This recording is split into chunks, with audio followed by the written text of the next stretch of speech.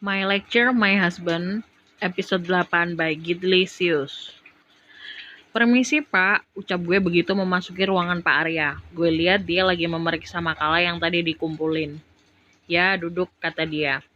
Gue pun duduk di kursi yang ada di depan Pak Arya. Tapi sampai 5 menit setelahnya Pak Arya nggak ngomong sepatah kata pun. Saya disuruh ke sini hanya untuk melihat Bapak memeriksa tugas mahasiswa. Saya kira Bapak mau membahas soal tugas saya yang ketinggalan.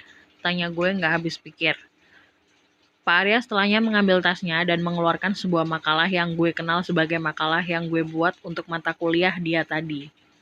Makalah kamu sudah saya bawa. Lain kali jangan ceroboh untuk ninggalin tugas di rumah hanya untuk buru-buru sampai di kampus. Terus kenapa Bapak manggil saya ke sini? Kan tugasnya udah ada di Bapak. Kamu yang nggak mau pernikahan ini ketahuan orang banyak bukan? Saya nggak mungkin bilang kalau makalah yang kamu buat sudah ada di saya karena kita tinggal serumah. Saya harus tetap memperlakukan kamu seperti mahasiswa lainnya meskipun kamu istri saya. Lalu sampai kapan saya harus duduk dan nontonin Bapak seperti ini? Sampai jam istirahat kamu selesai. Setelahnya cuma ada keheningan. Pak Arya sibuk dengan tugas mahasiswa miliknya dan gue dengan handphone gue. Lusa Altan ngadain pesta ulang tahun di sport bar deket sini. Apa saya boleh ikut, Pak? Bar? Tanya Pak Arya. Sport bar? Gak cuman bar. Sekalian acara nonton bola bareng, jawab gue. Kita bahas ini di rumah nanti. Gak ada mahasiswa yang minta izin sama dosennya untuk pergi ke bar, bukan? Hah? Terserah deh, Pak. Sekarang gue lagi di meja makan sama Pak Arya karena kita habis makan malam. Gue masih membuka kulit jeruk untuk diberikan ke Pak Arya saat dia bertanya, acaranya jam berapa? Mulainya jam 8 malam. Selesai jam berapa? Seselesainya, jawab gue jujur. Dia sempat terdiam dan menatap gue dengan kesal. Sebelum kembali bertanya, pergi sama siapa? Pacar saya. Alamat tempatnya? Cuma 2 kilometer ke arah timur dari kampus. Alamat tepatnya, ulang Pak Arya dengan nada lebih tegas. Banyak nanya nih, kayak wartawan. Umpat gue. Nanti saya kirim location kalau udah sampai. Emang saya mengizinkan?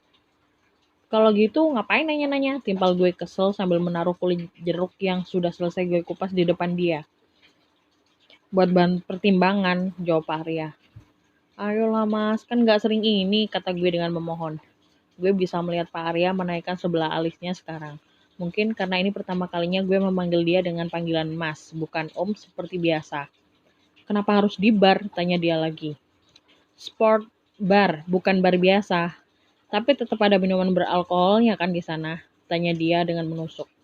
Sialan, gue disekak, umpat gue.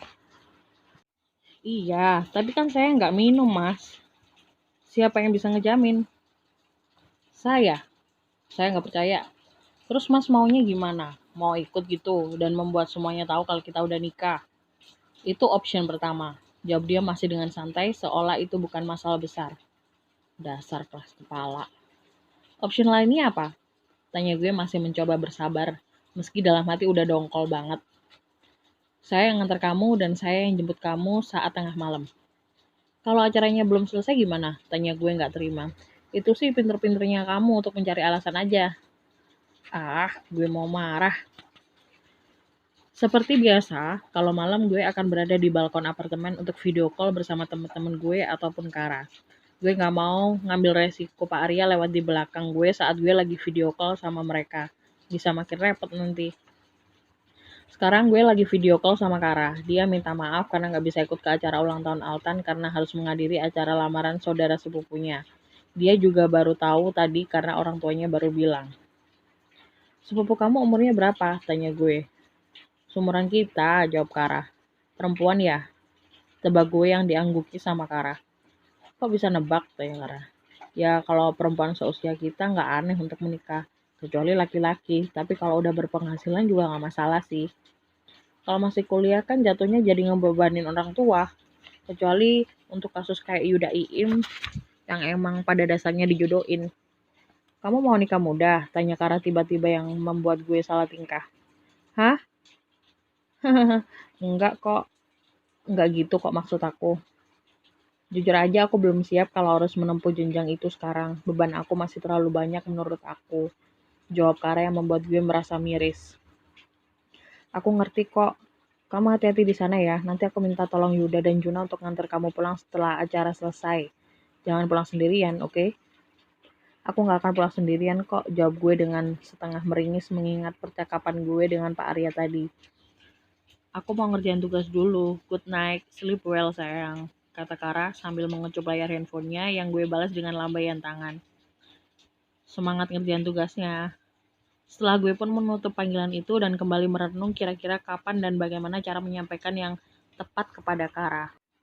Kalau kasus Iim waktu itu, Johan dijelaskan sama ibunya Iim dan Johan juga yang melepaskan Iim. Kalau gue ngarepin siapa yang ngejelasin ke Kara? Pak Arya. Dia aja nggak peduli kalau gue masih punya pacar. Gue mendengar pintu balkon terbuka dan Pak Arya ikut menyusul gue ke balkon. Tidur, sudah malam. Besok kan bukan dosen galak yang mengajar jam pertama, kata gue mencoba cuek. Mau saya kunciin di luar sampai pagi? Tanya dia. Gue masih trauma dengan kata kunciin semenjak dia beneran ngunci gue di dalam mobil waktu itu. Jadi gue memilih untuk beranjak masuk ke dalam. Kapan sih nggak ngancem om? Tanya gue kesel sambil ngelewatin dia gitu aja. Panggilan buat saya berubah lagi. Jadi kamu mau manggil saya mas, cuman supaya diizinkan ikut ke pesta Altan? Tanya Pak Arya yang membuat gue menghentikan langkah gue dan terpaku. Saya belum memberikan izin kalau kamu ingat, kata Pak Arya yang membuat gue membalikkan tubuh gue untuk menghadap dia. Bapak ngancem saya, tanya gue nggak habis pikir. Anggap aja iya, timpal dia dengan kedua tangan bersidekap di depan dada. Saya kan udah setuju sama opsi nomor 2 tadi, tapi saya belum mengeluarkan kata mengizinkan kamu untuk pergi. Barusan bapak ngomong, kata gue nggak terima. Itu contoh, bukan latihan soal. Dia ngelawak, garing abis umpat gue. Terus bapak maunya gimana? Berhenti panggil saya bapak atau om di luar kampus dan kamu bisa menjalani option kedua yang saya tawarkan. Nggak adil dong itu namanya. Saya bukan Tuhan yang maha adil, jawab Pak Arya yang membuat gue menganga nggak percaya. Rasanya gue mau beli sianida besok. Akhirnya gue memilih option kedua walaupun gue harus mengakhiri panggilan kesayangan gue sama dosen galak yang berstatus menjadi suami gue itu. Hari ini gue memilih untuk memakai celana pendek dan juga atasan tanpa lengan yang tertutup oleh jaket kulit warna coklat. Intinya penampilan gue simple, tapi itu semua berubah saat suami gue keluar dari kamar mandi dan melihat penampilan gue. Kamu pakai baju apaan? Ya baju, jawab gue. Jangan pakai celana pendek kalau mau keluar, apalagi ini malam. Saya kan perginya sama mas, pulangnya juga, jawab gue. Tapi saya nggak ada di dalam bar untuk ngawasin kamu, kata Pak Ria kesal. Dia membuka lemari gue dan mengobrak-abrik isinya. Beberapa baju gue yang digantung dia keluarin dari dalam lemari. Mas, itu udah rapi semua, teriak gue nggak terima. Dia malah memberikan gue sebuah gaun panjang alias gamis yang biasa dipakai kalau ada pengajian atau acara religi di kampus. Nggak sekalian dia nyuruh gue pakai baju tidur gue yang berbentuk daster. Yang bener aja, masa saya pakai ginian sih, kata gue nggak terima. Cepet ganti, sebelum saya gantiin, desisnya tajam.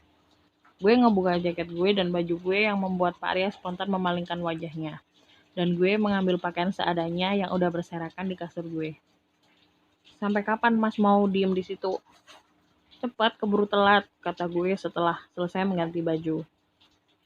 Pak Arya kemudian menyusul gue dengan kikuk. Sekarang gue tahu apa kelemahan dia, melihat perempuan gak pakai baju.